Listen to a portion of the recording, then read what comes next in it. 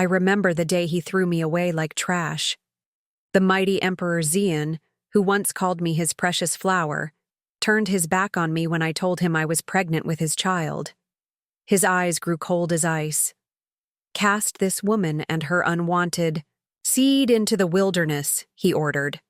The guards ripped off my fine clothes as the whole court watched. Lady Jin, his new favorite, smiled with cruel joy as he gave her my family hairpin. They dragged me outside the kingdom and left me to die in a storm. I had nothing but the tiny life growing inside me and a burning promise. They thought I would die quietly. But I was found. I was saved. And now I return as Empress with an army at my back. Emperor Xian will learn what happens when you abandon the mother of your child for a palace favorite. I knelt in the inner chamber of the palace, meticulously preparing Emperor Xian's morning tea. The delicate aroma of jasmine filled the air as I carefully measured the dried leaves into the imperial porcelain. Every movement was practiced, perfect, as befitting the favored concubine of the Dragon Emperor. 3 years I had served in the Forbidden City. 3 years since Emperor Xian had first noticed me at the imperial selection, choosing me from among hundreds of noble women and daughters of merchants. I was neither the most beautiful nor the most accomplished, yet something in my quiet determination had caught his eye. "The water must be hot, but never boiling," I murmured to myself, pouring the steaming liquid in a thin stream. Too hot, and the bitterness overwhelms the fragrance. From across the chamber, I felt Lady Jin's eyes boring into my back. Once, we had been friends of sorts, 2 concubines navigating the treacherous waters of court politics. But as emperor, Xian's attention increasingly turned to me. Her gaze had grown cold, her words sharp as hidden daggers. "May," she called, her voice sweet as poisoned honey. "You look pale this morning. Are you unwell? Perhaps I should prepare His Majesty's tea today." I smiled serenely, not looking up from my task. "Your concern touches me, Lady Jin. But I am quite well. Better than well, in truth. For 3 weeks now, I had carried a secret close to my heart, one that would soon change everything. The imperial physician had confirmed what my body had already whispered to me. I carried the Emperor's child. "Today," I would tell him. When Emperor Xian entered, the room fell silent. He was not a particularly tall man, but power draped him like the finest silk. His dark eyes missed nothing. His mouth rarely smiled except in my private company. He nodded curtly to the assembled concubines, then beckoned me forward. "Walk with me in the gardens, May," he commanded, though his tone softened when he spoke my name. Spring had transformed the imperial gardens into a riot of color. Cherry blossoms drifted like snow, and the air was sweet with the scent of peonies. Emperor Xian spoke of state matters, of border disputes and grain supplies, of ministers and taxes. I listened attentively, offering the occasional insight that I knew he valued. When we reached the stone bridge arching over the koi pond, I gathered my courage. "Your Majesty, I bear joyous news." He turned, one eyebrow raised in question. "The imperial physician has confirmed that I carry your child." For a moment, just a heartbeat, I saw something flicker in his eyes. But it wasn't the joy I had expected. It wasn't pride or pleasure or love. It was cold calculation. "How long?" he asked, his voice suddenly distant. 6 weeks, Your Majesty." Emperor Xian turned away, looking out over the water. "I see." My heart began to hammer against my ribs. This was not the reaction I had envisioned. In my dreams, he had been overjoyed, had promised to elevate my status, had spoken of our future together. "Your Majesty, I thought you would be pleased," I said carefully. "Is this not a blessing?" When he turned back to me, I barely recognized the man I thought I loved. "A child from a low-born flower like you would taint the royal bloodline," he said, each word precise as a knife cut. Did you think this would secure your position? Did you think I would make you Empress? The world seemed to tilt beneath my feet. I thought only to give you an heir, I whispered. He laughed, a sound without mirth. Lady Jin has already conceived, a proper match from a noble house. Your timing is most unfortunate, May. Lady Jin. So that explained her triumph, her certainty. While I had been naively dreaming of a future with Emperor Xian, he had already chosen my replacement. Guards, he called sharply, and 2 armored men appeared as if from the very stones of the garden. Take this woman to her chambers.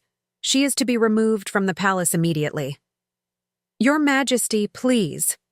I fell to my knees, clutching at his robes. If not for me, then for your child. His face was a mask of indifference as he stepped away.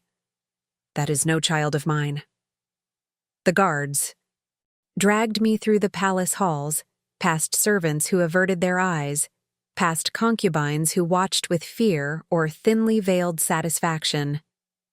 My cries echoed against the ornate walls, unanswered. In the grand hall, Emperor Xian sat upon his throne, Lady Jin standing at his right hand.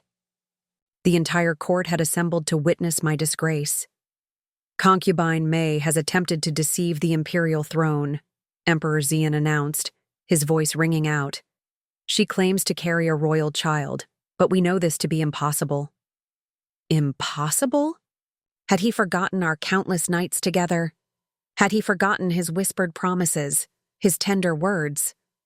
Strip her of her imperial garments, he commanded. She came to us with nothing. She will leave with nothing. Rough hands tore at my silk robes, leaving me in only the thin undergarment. My hair, once elaborately pinned, fell loose around my shoulders. Tears streamed down my face, but I refused to lower my gaze. I stared directly at Emperor Xian, memorizing every line of his face, every shadow of his betrayal. Lady Jin stepped forward, triumphant. From her sleeve, she withdrew a jade hairpin. My family's heirloom, the only possession, I had brought to the palace. A gift, Your Majesty, I had told him once. From my mother. The only thing of value my family owned. He had promised to treasure it always. Now he took it from Lady Jin's outstretched hand and presented it back to her. A token for the future. Empress, he declared, loud enough for all to hear. That moment broke something inside me. Not my heart, that had already shattered. No. It broke whatever soft, trusting innocence had remained in my soul.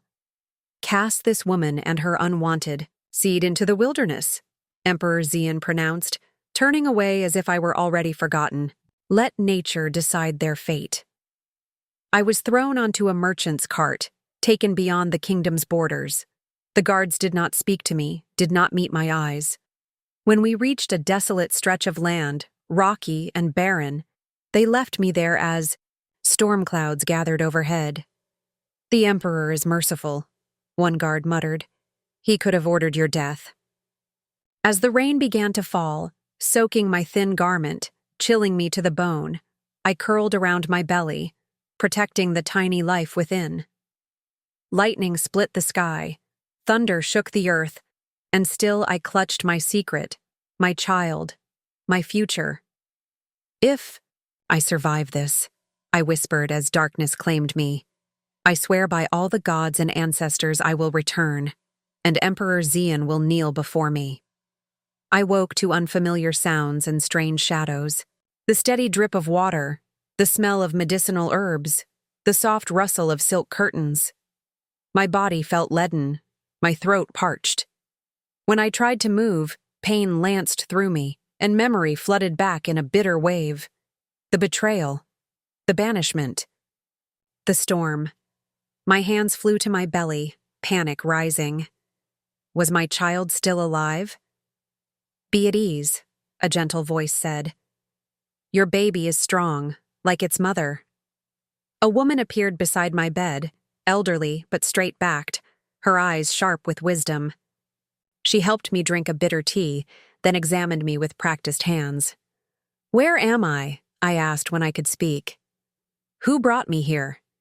"You are in the palace of Emperor Kai," she replied. "His scouts found you half dead 3 days ago." Emperor Kai?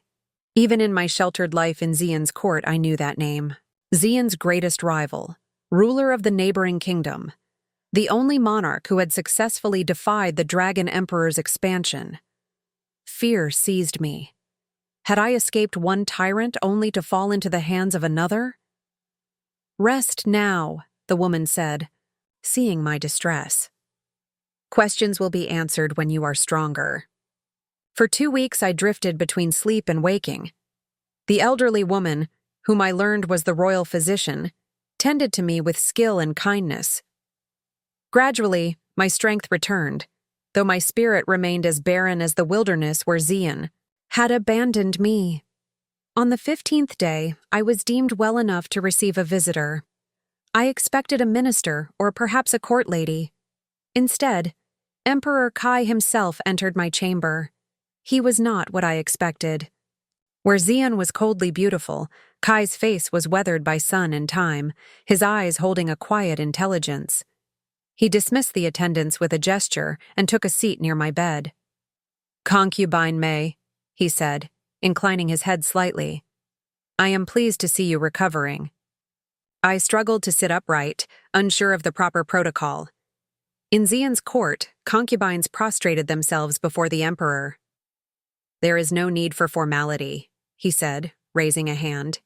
"You are a guest here, not a subject." "Why?" The question escaped before I could contain it. "Why would you rescue an outcast concubine of your enemy?" Emperor Kai studied me for a long moment. "Let us speak plainly. I know who you are. I know you carry Xian's child. And I know he cast you out to die." My hands trembled in my lap. "Are you holding me for ransom?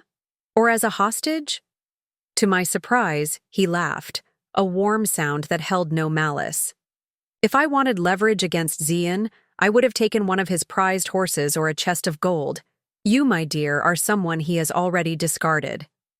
The truth of his words stung, but I could not deny them. "What I offer you is a choice," Emperor Kai continued. "You may stay here in safety until your child is born, then leave with provisions and protection to make your way in the world. Or," he paused, "you may accept my patronage and remain in my court." I narrowed my eyes. And what would this patronage entail? Education, training, a position of respect. His gaze was steady. "I have watched Xian's rise with concern. A man who would abandon his own child is a man without honor, without boundaries. Sooner or later, our kingdoms will clash. When that day comes, I would have every advantage." Understanding dawned, including a woman who knows his court from within, who knows his strategies, his weaknesses. Emperor Kai nodded. "Precisely. And my child? Will be raised as a prince or princess of my house, with all the privileges thereof." I considered his offer, weighing survival against dignity, pragmatism against pride. "Why would you trust me? I could be Xian's spy." "A spy he tried to kill?" Emperor Kai shook his head. "I trust the hatred I see in your eyes when his name is spoken." "Hatred is an honest emotion, Concubine May. Perhaps the most honest of all." He rose to leave. "Think on my offer. You need not decide today."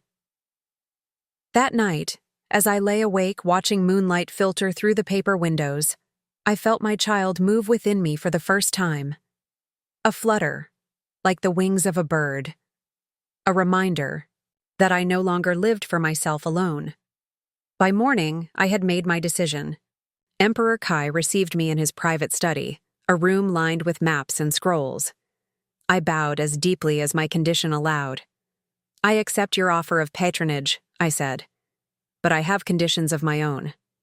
His eyebrow raised in surprise, then amusement. "Bold, for one in your position. Name them." "My child will be raised knowing the truth of their father's betrayal, but also knowing they are not defined by his blood. They will be taught to be better than him in every way. Emperor Kai nodded. Agreed. I wish to study more than court politics. I want to learn warfare, strategy, the arts of both open battle and shadow conflict. This request drew a thoughtful look. An unusual aspiration for a concubine. I am no longer a concubine, I said, straightening my shoulders. That woman died in the wilderness. I do not yet know who I am becoming, but I know she must be strong enough to never be cast aside. Again. For a long moment, Emperor Kai regarded me with an inscrutable expression. Then slowly, he smiled. Very well, he said. We begin tomorrow. 3 months later, my son was born as autumn leaves fell from the palace maples. He came into the world screaming his defiance, tiny fists clenched, eyes fierce even in their newness. I named him Jian, Sword. Emperor Kai himself came to see the child, bringing gifts fit for a prince.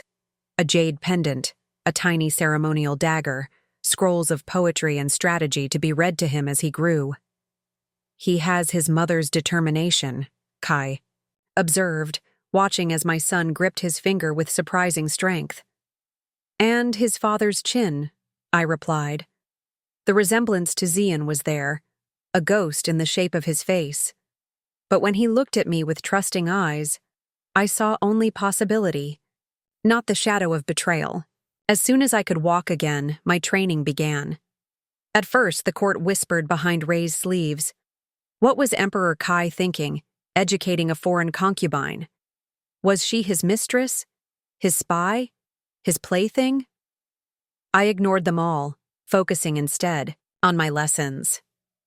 In the morning, I studied military strategy with aging generals who initially scoffed at teaching a woman, then grew to respect my questions. Afternoons were spent learning the complex web of alliances and enmities that defined the political landscape. In the evening, when Jian slept, I practiced with daggers and fans with bladed edges, training my body to become as disciplined as my mind. Emperor Kai often observed my progress, offering guidance or criticism with equal directness. He became not a lover, as some suspected, but something perhaps more valuable, a mentor.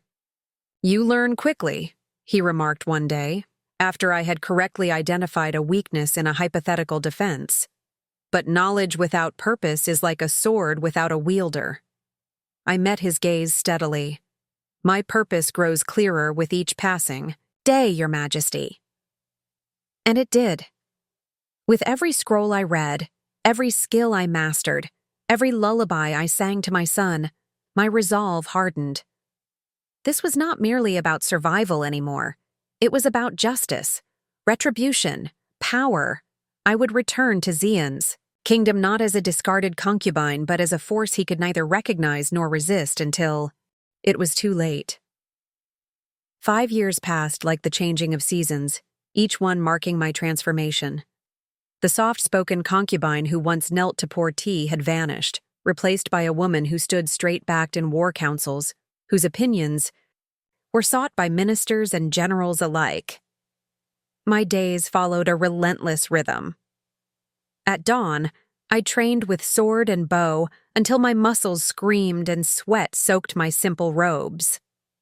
By mid-morning, I joined Emperor Kai's strategists, learning to read battlefield maps and predict enemy movements. Afternoons were devoted to the subtle arts of politics, how to read the truth behind courtly smiles, how to plant seeds of doubt that would flower into betrayal, how to make and break alliances with a carefully chosen word. You have a gift for seeing the weakness in systems, Emperor Kai told me one day as we studied reports from his network of spies. Where others see strength, you find the hidden crack that can bring down a fortress. I accepted his praise with a nod. Every system has its vulnerabilities, even Emperor Xian's. Especially Emperor Xian's. Though I never spoke his name to my son, his shadow lay across our lives like a dark promise. Each night, before sleep claimed, me, I would recite the names of those in his court. Ministers who could be bribed, generals whose pride could be wounded, servants whose loyalty could be purchased. A litany of future allies in my campaign of vengeance. Jean grew from a determined infant to a serious child with quick eyes and quicker mind. At 5, he already showed aptitude with toy wooden swords, striking with precision rather than childish enthusiasm. Emperor Kai took a special interest in his education, treating him almost as a grandson. "He has the makings of a great leader," Kai remarked, watching Jian master a complex game of strategy. "Intelligence tempered with patience. He has much to avenge, though he does not yet know it," I replied. Emperor Kai's expression grew troubled. "Revenge is a poison, Mei. Be careful it does not consume you both." I did not answer. How could I explain that revenge was not consuming me but sustaining me? It was the fire that had forged me from concubine to warrior, from victim to avenger. News from Emperor Xian's kingdom reached us regularly through Kai's network of informants. The reports confirmed what I had suspected. Xian's rule had grown increasingly tyrannical. Taxes crushed the common people while the imperial court drowned in luxury. Lady Jin, now Empress, was said to be even more cruel than her husband, taking particular pleasure in humiliating her rivals. "And their son?" I asked the messenger, keeping my voice neutral. "Sickly and spoiled," came the reply. "The court whispers that he may not live to inherit the throne." I felt no triumph at this news, only a cold certainty that justice would find them all. In my 7th year at Emperor Kai's court, he summoned me to his private chambers. He had aged visibly in recent months, his once straight shoulders now slightly stooped, his hair more silver than black. "Sit with me, Mei," he said, gesturing to the cushion across from him. A map of the known kingdoms lay spread between us, territories marked in different colors. Emperor Xian's lands dominated the eastern portion, expanding like a bloodstain. "Our spies report that Xian plans to move against the northern provinces this summer," Emperor Kai said, tapping the map. "If he succeeds, his empire will share an even longer border with ours." "He will not stop until he controls everything," I said. "It is his nature to consume." "Yes." Emperor Kai's gaze was thoughtful. "Which is why I believe the time has come to act, rather than merely defend." My heart quickened. "You mean to attack his kingdom?" "I mean to form an alliance that will check his power permanently."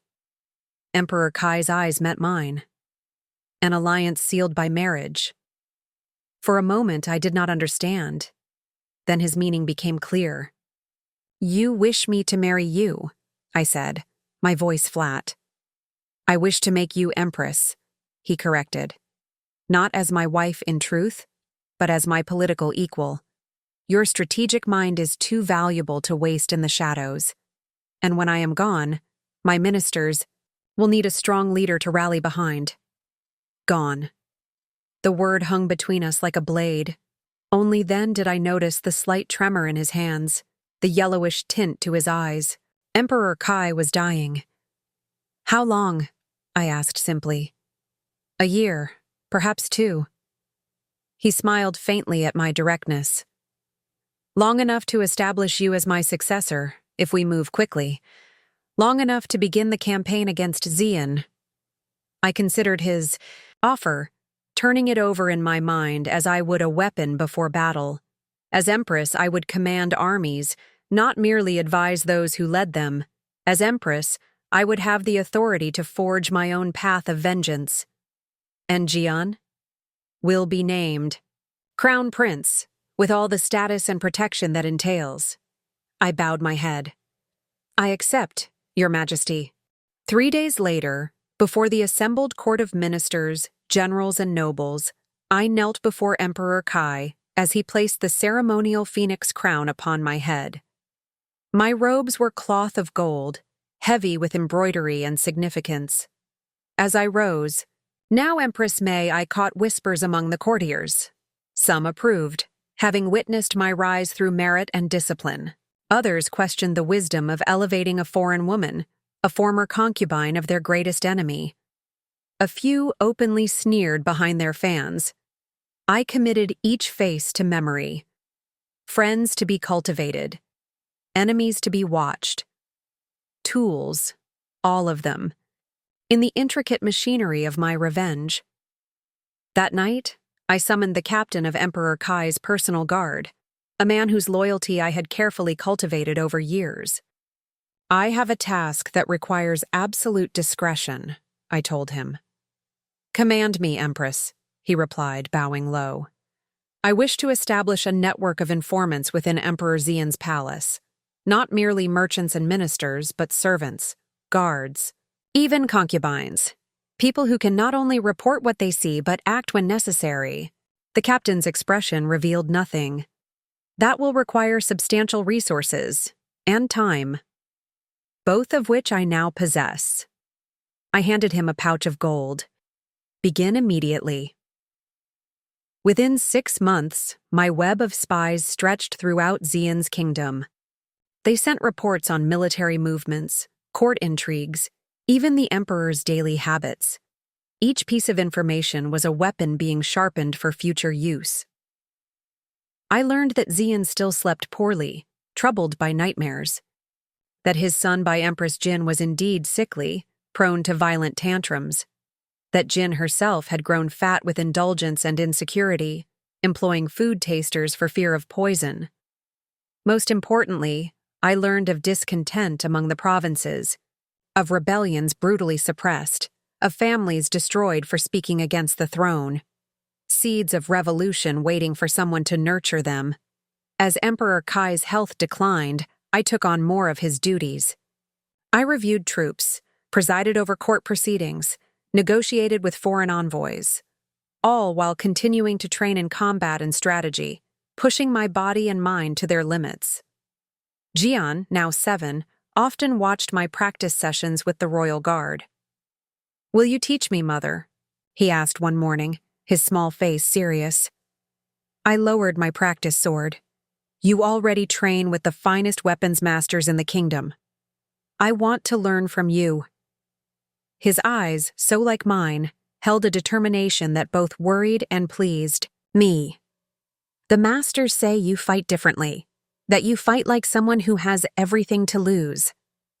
I knelt before him, placing my hands on his shoulders. Do you know why I train so hard, Jian? He nodded solemnly. To protect our kingdom, to protect me. Yes, I said. And also because one day, you will face enemies who believe you weak, because of your bloodline. I want you to prove them wrong. Like my father?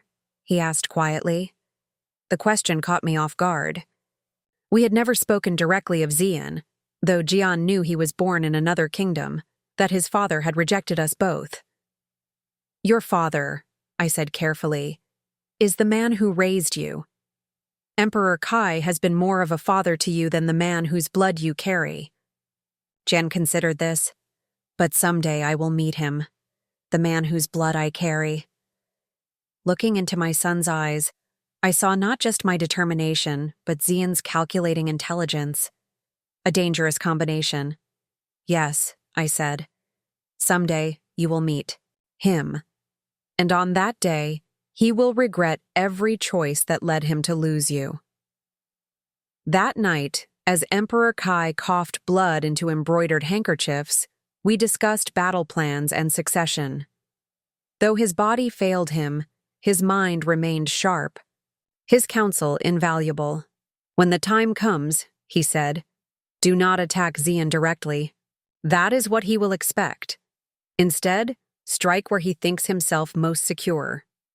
I nodded, memorizing his words as I had memorized everything he taught me.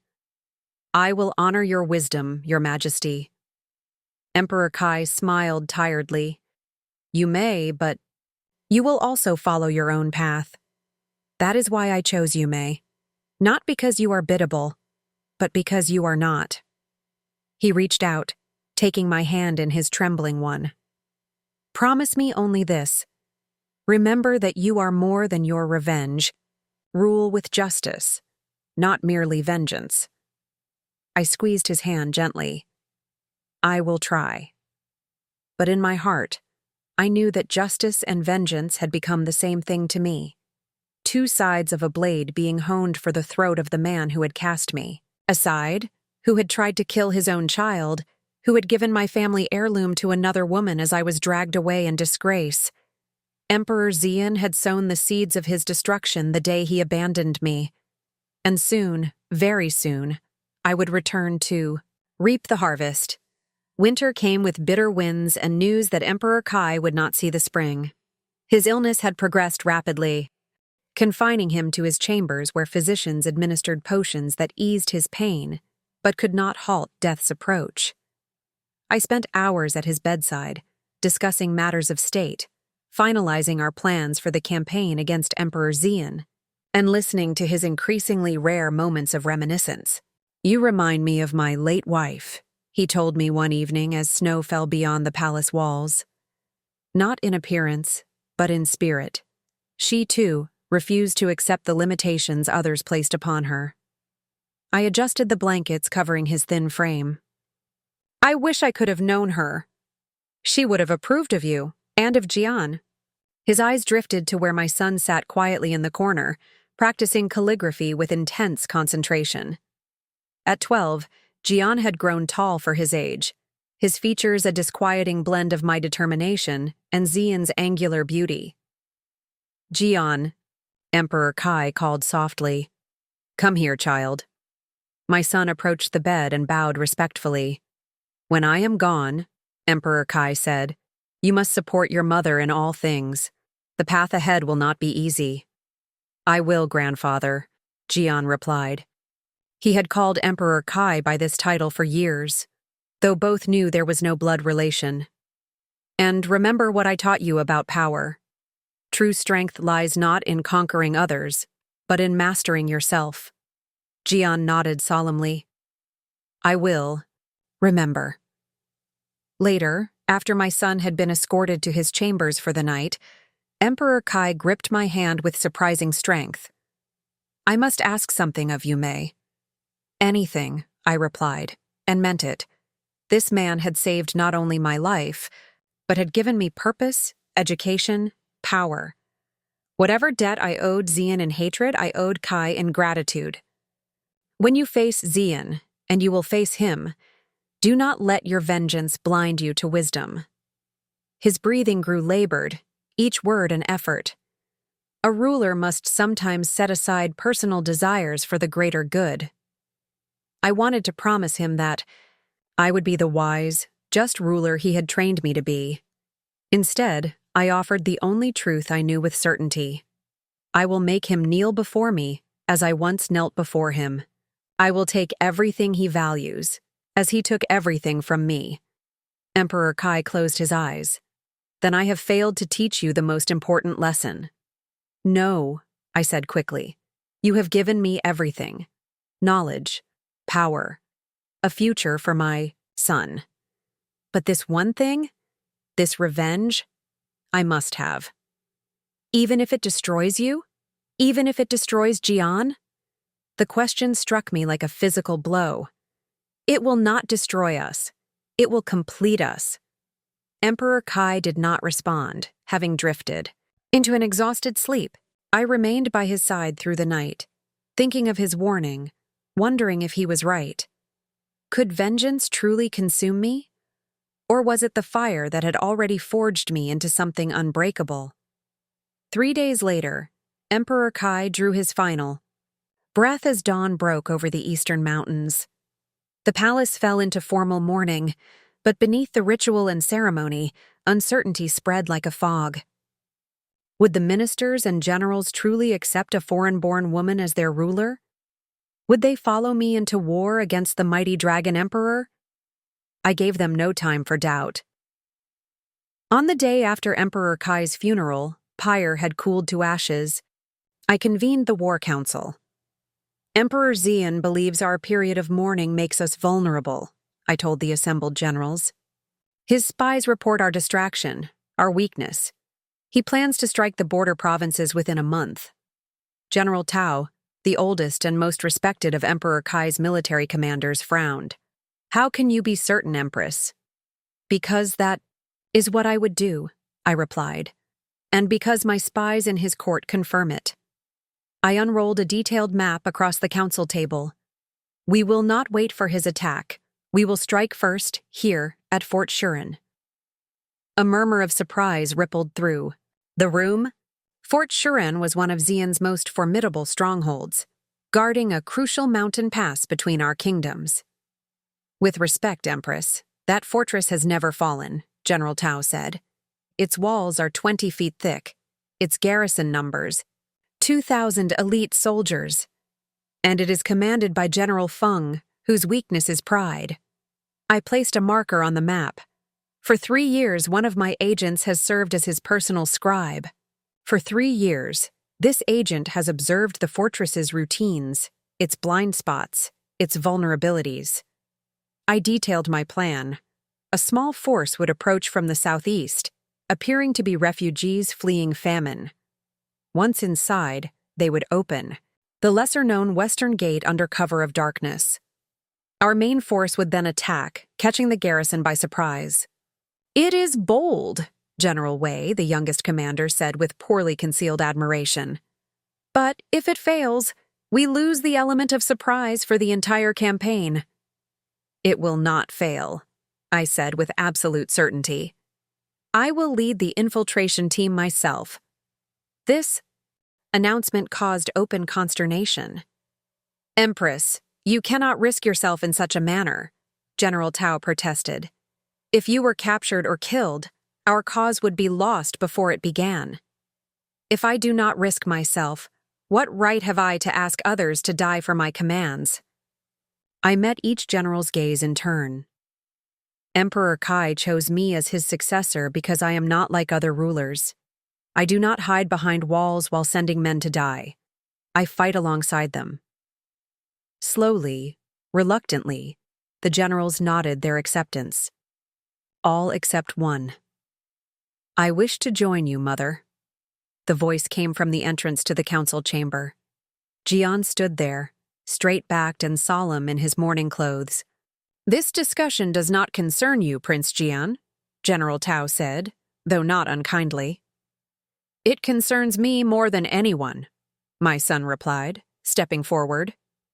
The man you will fight is my blood father, the man who cast out my mother and left me to die before I was born. I had not realized he knew so much. Had Emperor Kai told him? Or had Jian, always observant, pieced together the truth from fragments of overheard conversations? You are too young, I said, though pride swelled in my chest at his courage. I'm old enough to begin fulfilling my purpose, he countered. I have trained with sword and bow since I could walk. I have studied military strategy with the same masters who taught you. Let me prove my worth. I considered my son's request. The mother in me wanted to protect him, to keep him far from danger. But the strategist recognized the powerful symbol he represented. The rejected prince returning to reclaim his birthright. You will not join the infiltration team, I said firmly, but you may ride with the main force, under General Wei's direct protection. You will observe, not fight, unless absolutely necessary. Relief and disappointment warred on Jian's face, but he bowed acceptance. Thank you, Mother. The next weeks passed in a flurry of preparation. Troops were mustered from across the kingdom. Weapons were forged and sharpened. Supplies were gathered. Messengers were dispatched to potential allies in provinces chafing under Xian's rule. The night before our departure, I visited Emperor Kai's memorial shrine. I lit incense and knelt before his painted likeness. I hope you can forgive me, I whispered. I cannot be the ruler you wished me to be, not yet. Not until Xian has paid for what he did. The painted eyes seemed to regard me with the same mixture of affection and concern the living man had often shown. I could almost hear his voice. Revenge is a poison, May. Yet it was a poison I had built immunity to over 12 long years. A poison that had become my strength. In my chambers, I packed lightly for the journey. Plain clothes that would not mark me as royalty, daggers easily concealed, packets of herbs that could induce sleep or cause confusion if added to food or drink. The tools of deception, not honorable. Warfare. I hesitated over one item, the wooden box containing my family's jade hairpin, recovered by one of my agents from Empress Jin's apartments at great risk. I opened it, gazing at the simple ornament that had once been my only treasure. Someday soon, I promised it, you will return to the Forbidden City, but not as an ornament for a pampered empress, as a weapon in the hand of a warrior queen. I closed the box and added it to my pack. Then I summoned my most trusted handmaiden. If I do not return, I told her, ensure Prince Jian reaches safety in the southern provinces. There are allies there who will protect him. You will return? Empress, she said with fierce loyalty, and you will triumph. I smiled at her faith. Either way, the world will never forget what happens when a man discards what he believes is worthless, only to find it transformed into the instrument of his destruction. As dawn broke, I donned the simple clothes of a refugee and joined the small infiltration team. Ahead lay Fort Shuren, the first step on my path back to the Forbidden City. Back to Emperor Xian. Back to the reckoning 12 years in the making. Fort Shuren fell more easily than even I had anticipated. The arrogance of its commander, General Feng, proved to be his undoing. When our small band of disguised soldiers approached the gates, claiming to be refugees fleeing famine in the western provinces, he admitted us with barely a cursory inspection. So confident was he in the fortress's impregnability that he failed to recognize the danger within until it was too late. That night, as the garrison slept, we struck with swift precision. My agent, the general's trusted scribe, slipped a sleeping draught into the wine served at the evening meal. We opened the western gate, allowing our main force to pour into the fortress like a midnight tide. By dawn, Fort Shuren, which had stood unconquered for 3 centuries, was ours. Standing on its battlements as our flag replaced Emperor Xian's dragon banner, I felt a fierce satisfaction. The first step in my campaign of revenge had been taken, and the cost in lives had been minimal. A clean victory, the kind Emperor Kai would have approved of. General Wei approached, bowing deeply. The fortress is secured, Empress. We captured 30 officers alive, including General Feng. Bring him to me, I commanded. They brought the general before me in chains, his once immaculate uniform now torn and bloodied. Despite his captivity, he maintained a proud bearing, glaring at me with undisguised hatred. You fight without honor, he spat. Infiltration, poison, the tactics of cowards, as opposed to the honor of serving a man who abandons pregnant women in the wilderness to die. I stepped closer, studying his face. Tell me, General Feng, does Emperor Xian reward such loyal service? Or does he discard his tools when they no longer amuse him? Confusion flickered across his features. Who are you? You are not Emperor Kai's blood. I am the woman Emperor Xian cast aside 12 years ago, the concubine he tried to kill along with his unborn child. I watched understanding dawn in his eyes. The woman who now returns to claim what is hers. Concubine Mei, he whispered, recognition widening his eyes. We were told you died. And so I did. The woman who returns to your emperor is someone else entirely. I smiled coldly. You have a choice now, General Feng. Join us and live to see a more just rule, or remain loyal to Xian and die here. I would rather die with honor than live as a traitor, he replied without hesitation. I nodded, respecting his choice even as I regretted it. Then you will be treated with the dignity befitting your rank until your execution tomorrow. I turned to the guards. Take him away. As they led him from my presence, I called after him. One more thing, General. I have a message for your emperor. He looked back, wary. I removed from my sleeve the jade hairpin that had once been mine, that Xian had given to Lady Jin as I was dragged away. Tell him the past has returned to collect its debts. I tossed, the hairpin at his feet. Ensure this reaches Emperor Xian. Let him contemplate what it means that this token has found its way back to me. News of Fort Shuren's fall spread through Xian's kingdom like wildfire. Some reports claimed Emperor Kai had risen from his deathbed to lead the attack. Others whispered of a ghost army, of spirits seeking vengeance for Xian's many cruelties. None yet spoke of a former concubine returned from the dead, but they would. Soon. Within weeks, our forces had secured 3 more border fortresses, each victory swifter than the last as fear undermined the resolve of Xian's commanders. After the 3rd such conquest, I summoned my spy master, a slight, unremarkable man whose forgettable face was his greatest asset. "What news from the capital?" I asked. "Emperor Xian received your message, Empress. The hairpin sent him into a rage.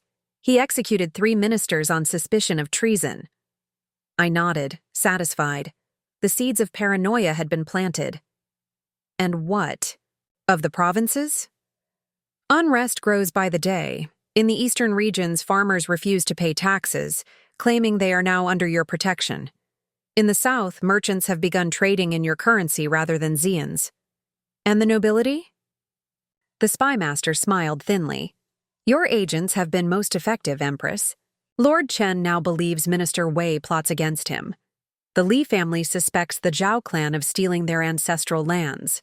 Half the court accuses the other half of secret dealings with your kingdom. All according to plan. For years I had positioned my agents in Emperor Xian's court. Patient, careful men and women who whispered poison into receptive ears, who forged documents, who manufactured evidence of betrayals that never occurred. Now, as our armies advanced from the west, Xian's empire crumbled from within. "What of Empress Jin?"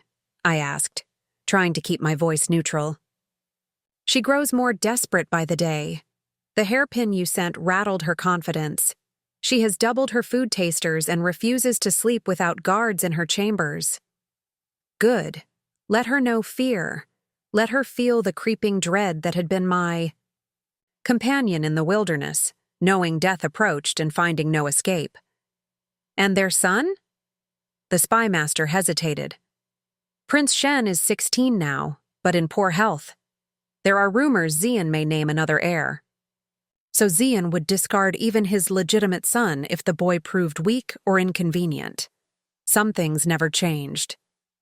"Send word to our forces. We move on Lanzhou province next."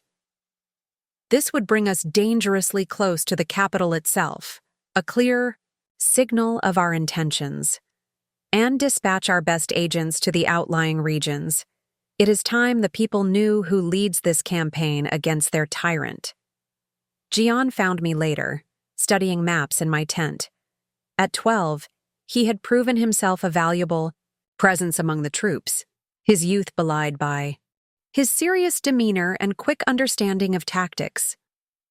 "The soldiers speak of you with awe, Mother," he said, pride evident in his voice. "They say the spirits themselves guide your strategy." I smiled, gesturing for him to join me at the map table. "Not spirits. Just years of preparation and the conviction that our cause is just." "And it is just. Is it not?" He traced the boundary of Xian's kingdom with one finger. "This is not merely about revenge." My son's perception sometimes unnerved me. "Justice and revenge are not always separate paths, Jian. Emperor Xian has brutalized his people for decades. He abandoned us to die. He deserves to fall. And after he falls, what then?" A question I had avoided asking myself. "Then we rule better then." He did. "We heal what he has broken." Jian nodded, seemingly satisfied. "When will I meet him? My father?" The question caught me off guard, though I should have anticipated it. "When the time is right. When we have weakened him sufficiently. I want to see his face when he realizes who I am." Jian said, a cold determination in his young eyes that mirrored my own. I want to watch him understand that the child he tried to kill has returned to take everything from him. I studied my son, seeing in him both my ruthless resolve and, worryingly, echoes of Xian's cruel calculation. You will have that moment, I promised. But remember who raised you. Remember Emperor Kai's teachings. We seek justice, not merely suffering. Jian bowed his head in acknowledgement, but I caught the flicker of something harder in his eyes. Something that made me wonder if Emperor Kai had been right to warn me about the consuming nature of revenge. 3 days later, as our forces prepared to march on Lanzhou, a messenger arrived bearing news that changed everything. Empress, a rebellion has erupted in the capital, he reported, breathless from his hard ride. The Silk Merchants Guild rose. Up against new taxes, Emperor Xian ordered a brutal suppression. Hundreds were killed, including women and children who had taken shelter in the guild hall. How does this change our plans? General Wei asked me. It accelerates them, I replied. The people are ready to turn against Xian now, not months from now. I turned to my spy master. Send word to all our agents in the capital. It is time to reveal my identity to the people. Spread the story of how Emperor Xian cast out his pregnant concubine, how that concubine survived and returns now not just for revenge, but to liberate them from tyranny. That night, as our army camped at the edge of a vast plain, I stood alone, outside my tent, gazing at the stars. Somewhere to the east, beyond the horizon, lay the forbidden city where I had once served tea and whispered poems to a man I thought loved me. Where I had been humiliated, stripped of dignity, cast out to die. Soon, I promised the night sky. Soon I will stand again in that palace, not as a concubine, but as a conqueror. The wind carried my words away, but I knew they would come true. Emperor Xian had sown the seeds of his own destruction the day he discarded me. Now the harvest was at hand, and it would be bitter indeed. 3 months of relentless advance brought our army to the outskirts of the Forbidden City. From my vantage point on a wooded hill, I could see its golden roofs gleaming in the distance, walls that had once seemed insurmountable now appearing vulnerable and exposed. Emperor Xian's forces had been depleted by desertion, disease, and the series of decisive battles that marked our campaign. His allies had abandoned him one by one, preferring to pledge loyalty to the rising power rather than sink with the falling one. My spy master approached, bowing low. Empress, our agents report chaos within the palace.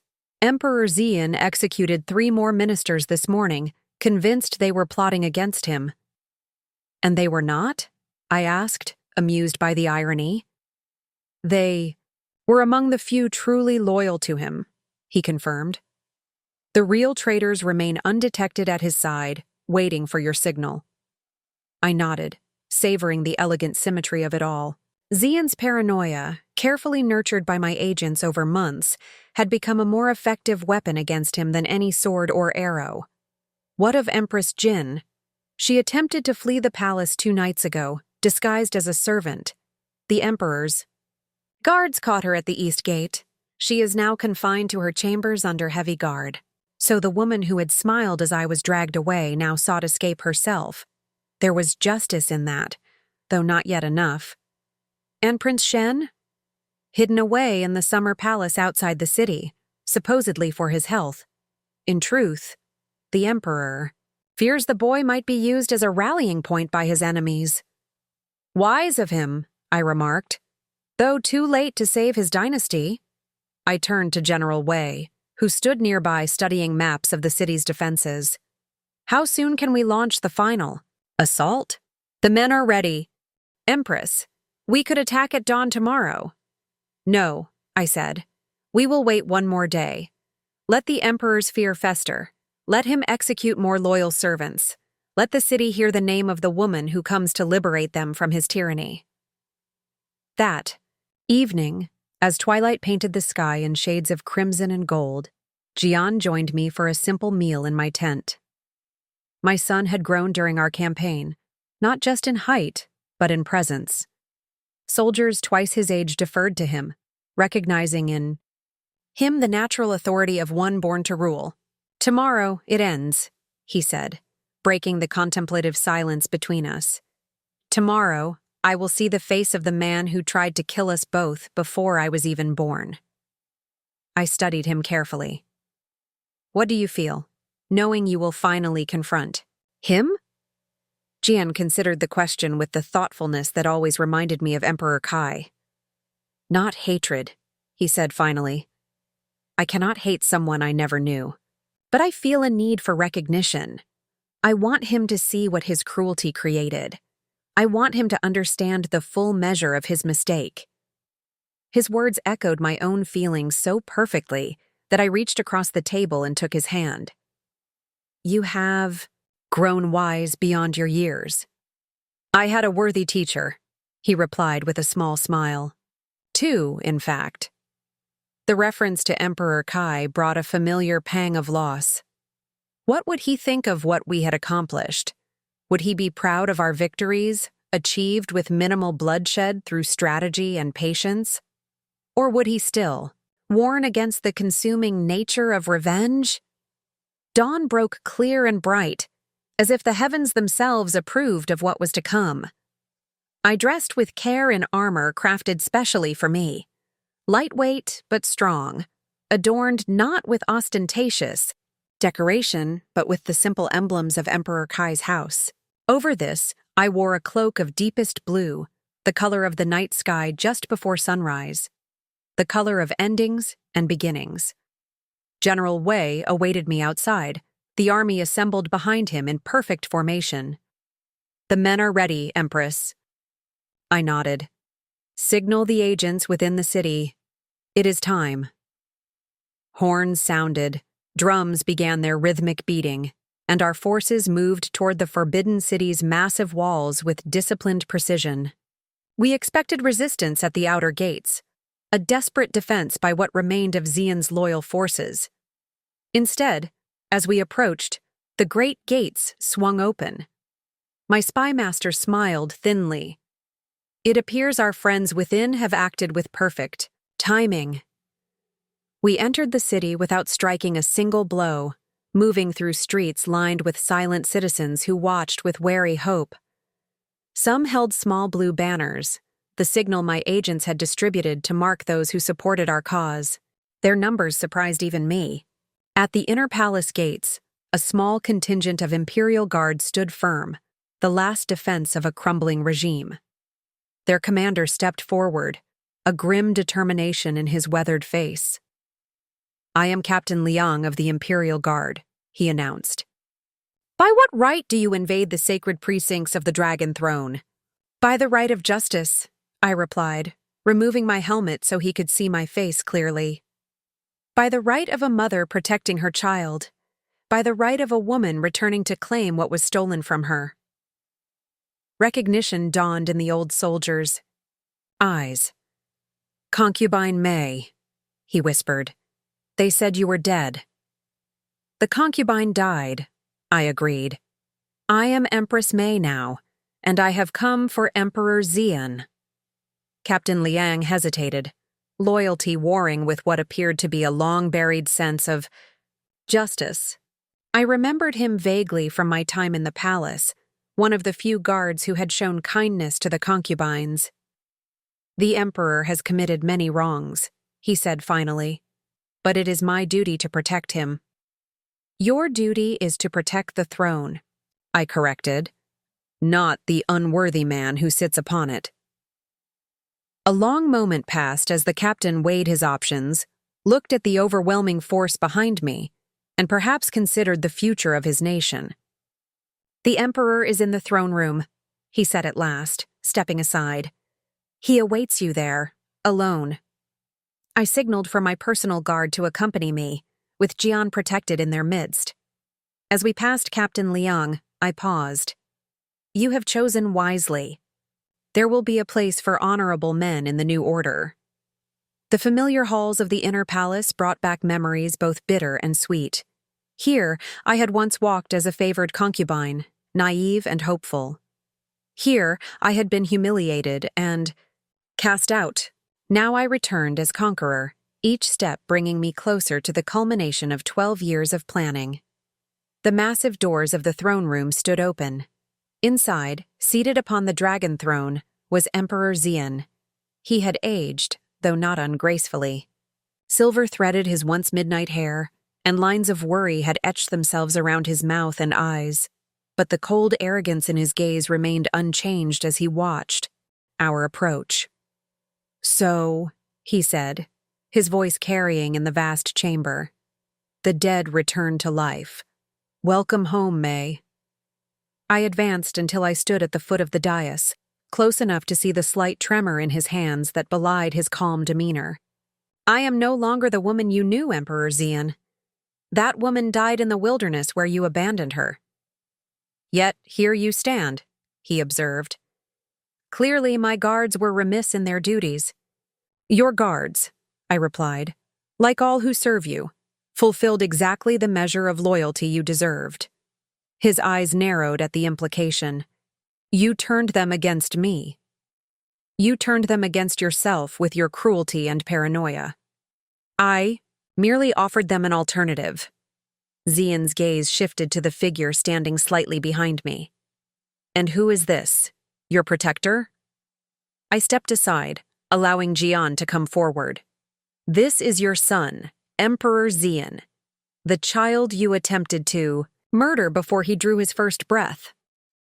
For the first time, shock registered on Xian's face. He stared at Jian, perhaps seeing in him the unmistakable echo of his own features, the proof of what he had tried to destroy. "Impossible," he whispered. "Look upon him," I commanded. "Look upon the heir you discarded, who returns now to claim his birthright." Jian stepped forward, his bearing regal despite his youth. "Father," he said, the word stripped of all affection, a mere acknowledgement of biological fact. Xian's composure cracked further. "What do you want? Gold? Territory? Name your price for withdrawal." "I want nothing from you," Jian replied with cold dignity, "except the knowledge that you recognize your mistake, that you understand what you threw away." I moved closer to the throne, close enough to see the fear now evident in Xian's eyes. "As for what I want," I said softly, drawing from my sleeve the jade hairpin that had once been my only treasure, "I want justice." With a sudden movement, born of desperation, Xian lunged from the throne, drawing a concealed dagger from his robes. But years of paranoia had dulled his reflexes, while years of training had honed mine.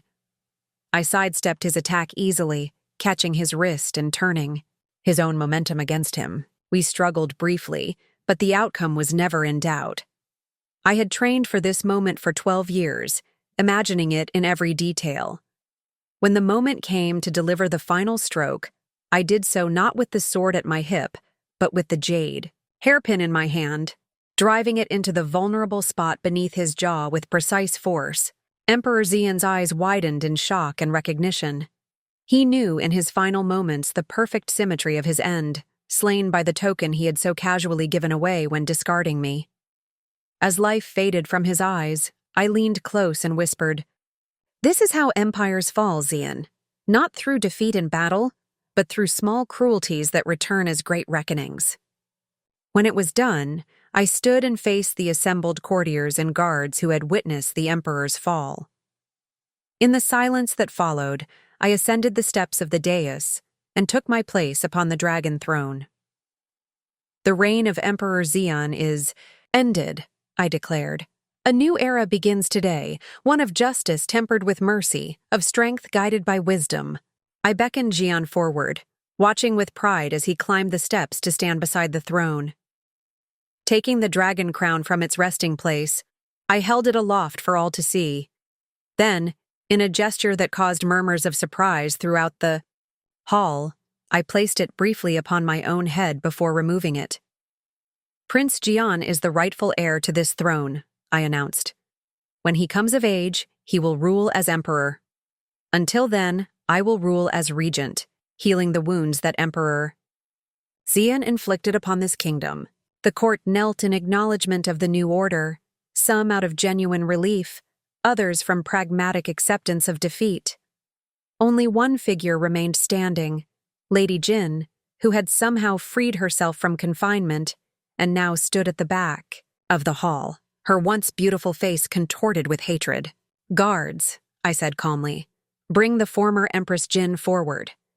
She was brought before the throne, struggling futilely against her captors.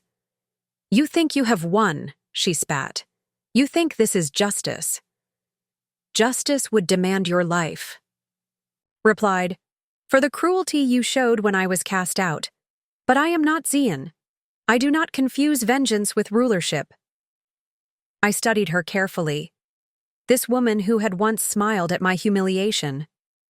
"You will not die, Lady Jin. You will serve in the palace as the lowest of servants, a living reminder of the consequences of cruelty." 1 year later, I stood alone in the imperial gardens, watching cherry blossoms drift like snow onto the surface of the koi pond. The kingdom prospered under our rule, wounds healing as promised.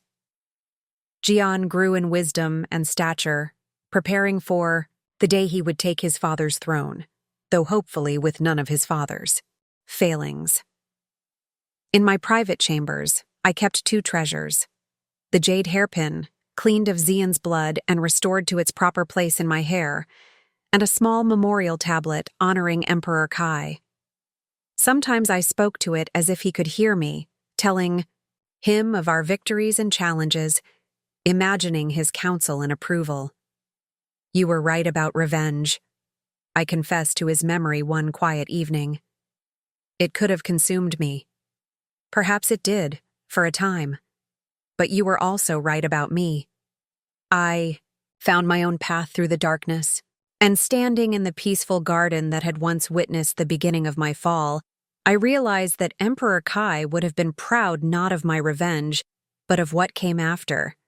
The just rule, the healing of old wounds, the transformation of personal pain into public good. The woman who had once been cast away had not merely survived or triumphed. She had transcended her own story, becoming something greater than even she had imagined possible.